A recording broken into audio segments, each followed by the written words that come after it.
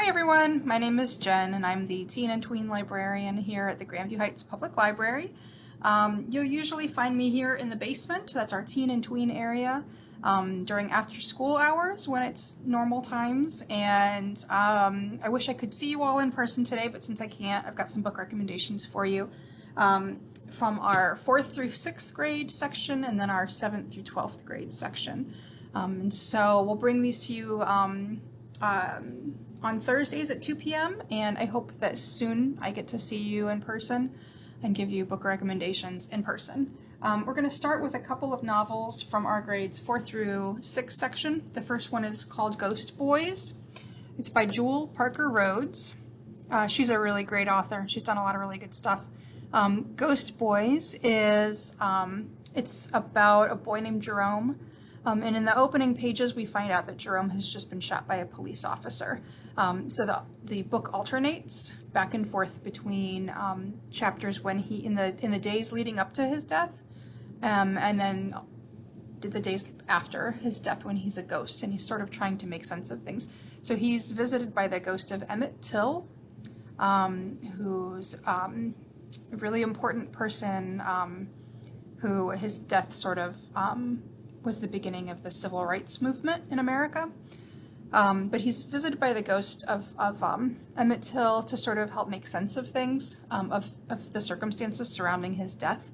And then he also, the only living person that he's able to see is the daughter of the officer who shot him. And so the officer and his daughter are white, and she, the daughter, is Jerome's age, and she's having a really hard time coming to terms, because there's video evidence that Jerome was not, there was no good reason for Jerome to be shot, and so she's having a really hard time with the idea that her father, who she loves and looks up to, has done something that she thinks is so wrong, that she knows is so wrong. So he's trying to figure out, why can she see me and no one else can? Why this person? So this book is really, it's a good examination. It's timely, it's current day, it's definitely an important read. I recommend it. I really did enjoy it a lot. The second book is also red and silver. I guess we've got a bit of an OSU theme going on. It's called Al Capone Does My Shirts by Jennifer Choldenko. And this it's actually historical fiction. It was set in the 30s, I believe, on Alcatraz Island. So Alcatraz Island, just outside of San Francisco, held a prison for many years. It was a really big deal prison. And it was, said to be this sort of unescapable prison. You can't break out of it because you're on an island. Where are you going to go? The main character, Moose, his dad is a security guard on Alcatraz Island and at the prison.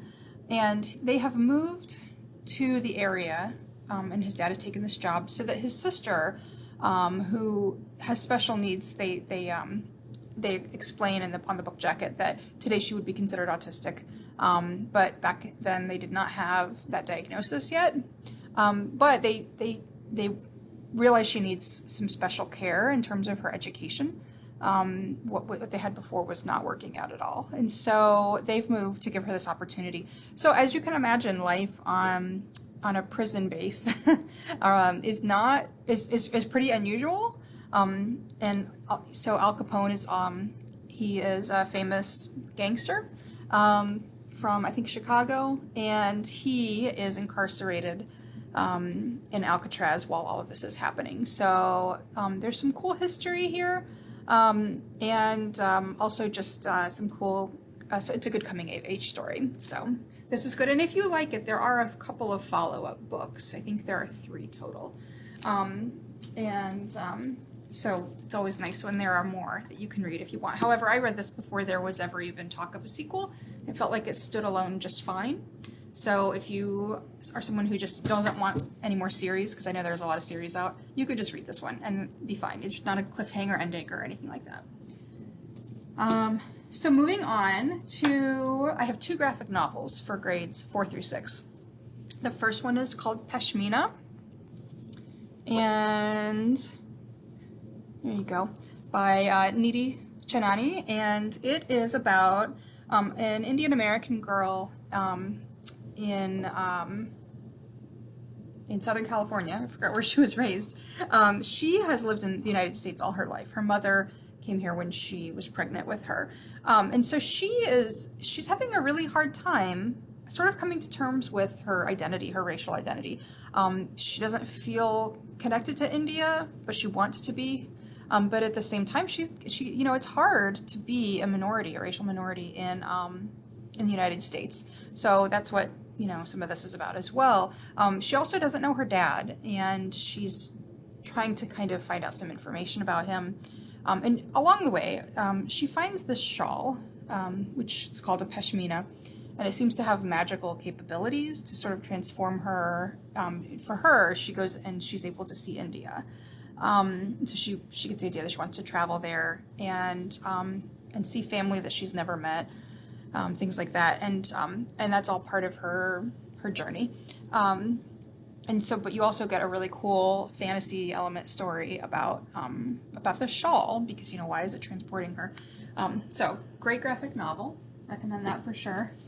And then Lucy Knisley, she has written she's written a bunch of other graphic novels. Some of them are adult graphic novels. She has one called Relish. That I think we may have had in the teen section and the adult section for a while.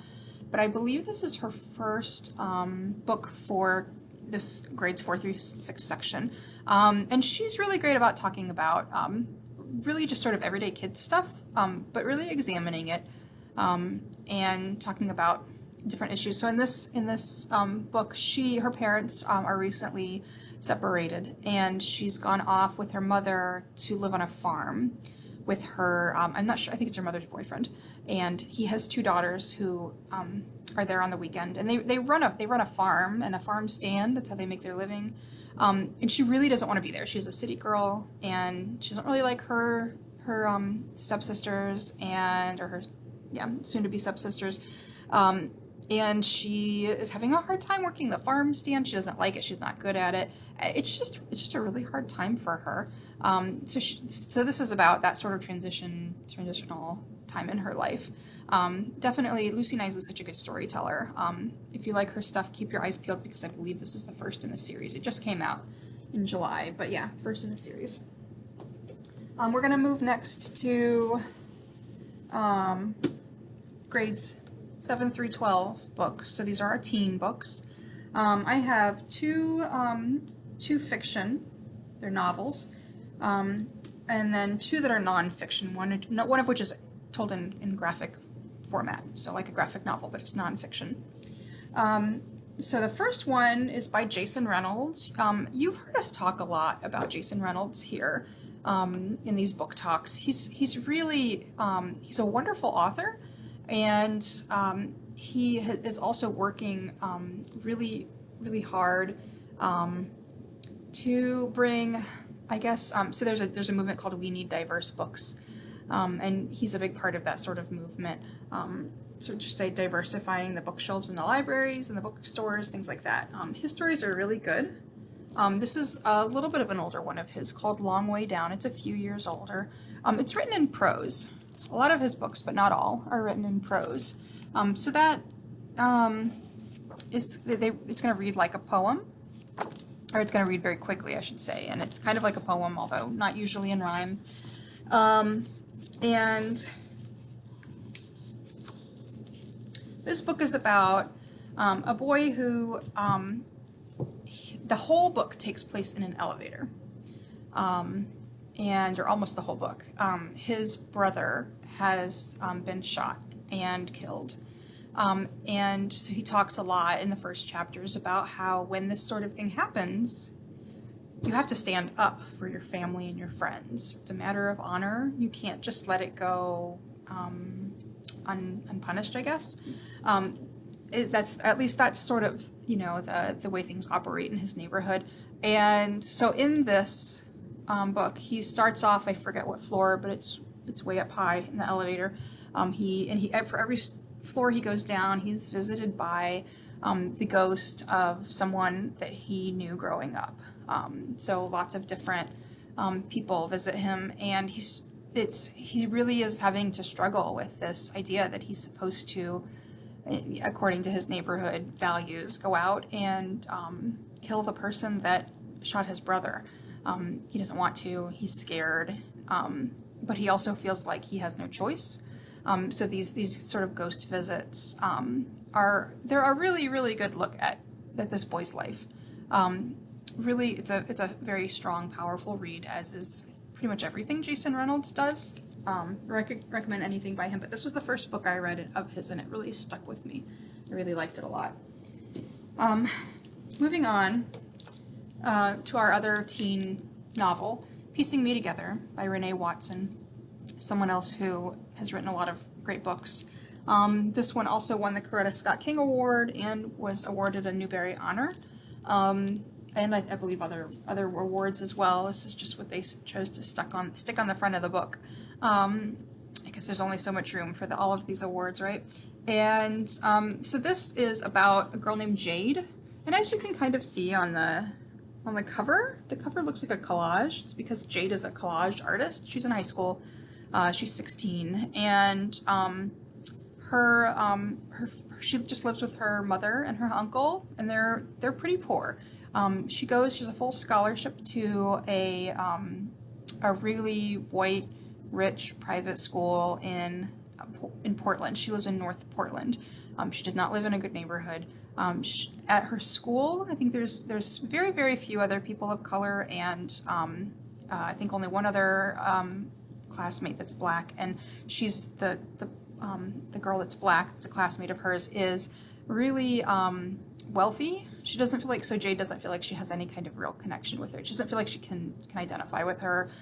She doesn't feel like they have very similar life experiences.